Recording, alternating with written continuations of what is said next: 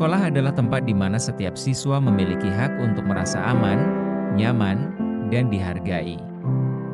Lingkungan yang mendukung adalah fondasi utama bagi proses belajar yang efektif dan menyenangkan. Dengan menciptakan suasana yang ramah dan kondusif, sekolah dapat berperan sebagai rumah kedua yang memberikan kesempatan bagi setiap siswa untuk berkembang secara akademis maupun pribadi. Keamanan fisik di sekolah adalah hal yang mutlak. Fasilitas yang terjaga dengan baik, penerapan protokol keselamatan. Ketika siswa merasa aman dari ancaman fisik, seperti kekerasan atau bullying, mereka akan lebih fokus dalam belajar tanpa rasa takut. Selain keamanan fisik, kenyamanan emosional juga sama pentingnya. Setiap siswa berhak mendapatkan dukungan moral dan motivasi dari guru serta teman sebaya. Guru yang peduli, ramah, dan komunikatif mampu menciptakan lingkungan belajar yang penuh dengan kehangatan, di mana siswa merasa dihargai dan diterima apa adanya.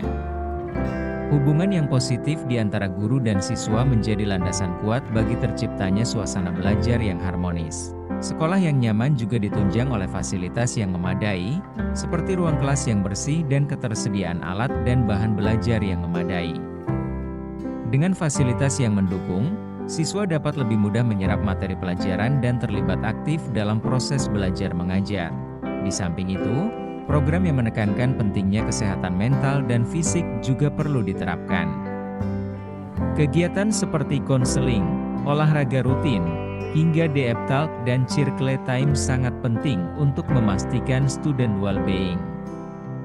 Ketika keseimbangan antara akademik dan kesejahteraan pribadi terjaga, siswa akan lebih termotivasi untuk belajar dan berprestasi. Secara keseluruhan, sekolah yang aman dan nyaman adalah kunci utama untuk menciptakan generasi yang cerdas, kreatif, dan berkarakter. Dengan lingkungan yang mendukung, setiap siswa dapat tumbuh dan berkembang secara maksimal, siap menghadapi tantangan di masa depan. 3 tahun yang lalu, tepatnya tahun 2021, lingkungan sekolah sangat mengenaskan. Kebiasaan membuang sampah tidak pada tempatnya, kepedulian warga sekolah terhadap kebersihan dan keindahan lingkungan sekolah sangat kurang. Halaman sekolah yang berupa tebing tinggi berbatasan langsung dengan jalan menjadi hal yang sangat membuat khawatir akan keselamatan siswa. Keterbatasan dana dan tidak adanya bantuan sulit membuat sekolah aman. Bermula dari keprihatinan atas kondisi sekolah yang gersang, tidak terawat, banyak sampah berserakan, dan kurang estetik tersebut memunculkan ide untuk merubah mindset seluruh warga. Kondisi sekolah yang demikian mengakibatkan suasana belajar dan bekerja seluruh warga sekolah menjadi tidak nyaman tersebut. Kami meyakini bahwa faktor komfortabel dalam belajar dan bekerja menjadi salah satu faktor pendukung keberhasilan pembelajaran. Atas dasar kondisi tersebut, maka perlu dilakukan kegiatan pembiasaan kepada seluruh warga sekolah untuk saling menjaga lingkungan sekolah dan alam sekitar agar tumbuh kepedulian.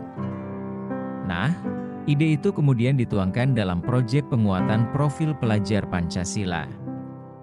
Dengan kenyamanan sekolah dan lingkungan sekitar akan semakin baik dan peserta didik membiasakan diri untuk berperilaku ramah lingkungan dalam lingkup kecil maupun besar.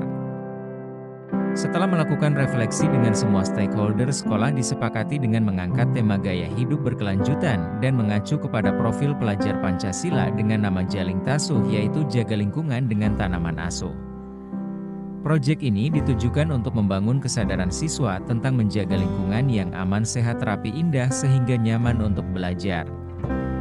Proyek ini dilaksanakan dalam 4 tahap, yaitu pengenalan di mana siswa aktif bereksplorasi dan mencari tahu tentang dampak lingkungan yang kotor dan gersang serta akibat perilaku membuang sampah tidak pada tempatnya.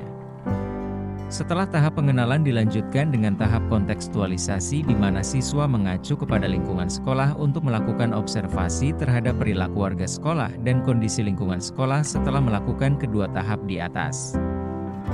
Siswa memasuki tahap aksi yang diawali dengan melakukan kegiatan diskusi untuk memilih ide aksi dan melakukan pemilihan tanaman hingga penyelenggaraan gelar karya proyek tersebut.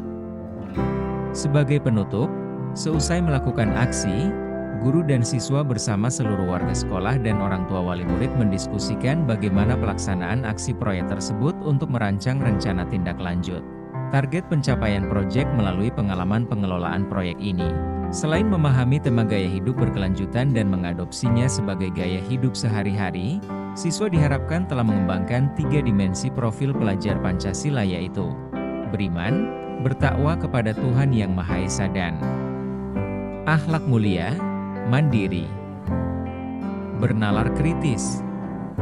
Oleh karena tujuan akhir proyek adalah melakukan aksi di sekolah, maka perlu melakukan analisis dan mengidentifikasi bagaimana kesiapan sekolah terkait realisasi aksi proyek berjudul Hijau Sekolahku Nyaman Belajarku ini. Dalam melaksanakan sebuah kegiatan, tentunya tidak semua berjalan dengan mulus dan tanpa hambatan. Proyek ini dalam perjalanannya juga banyak sekali hambatan, antara lain komitmen seluruh warga sekolah dan konsistensi terkadang mengalami pasang surut, perubahan cuaca dan musim menjadi tantangan tersendiri. Selain tantangan yang telah disebutkan di atas, yang menjadi faktor keberhasilan paling tinggi adalah passion dari peserta didik dan guru. Keberhasilan dan kekurangan pelaksanaan proyek ini di tahun sebelumnya menjadi bahan evaluasi pelaksanaan pada tahun selanjutnya. Hasil laporan pelaksanaan proyek peserta didik yang dipublis pada stand gelar karya tiap kelas. Seluruh orang tua peserta didik dapat melihat perkembangan dan hasil karya semua peserta didik. Dari laporan proyek yang siswa buat dan catatan pelaksanaan kegiatan dinilai guru, dan sehingga di akhir tahun seluruh peserta didik akan mendapat rapor proyek P5.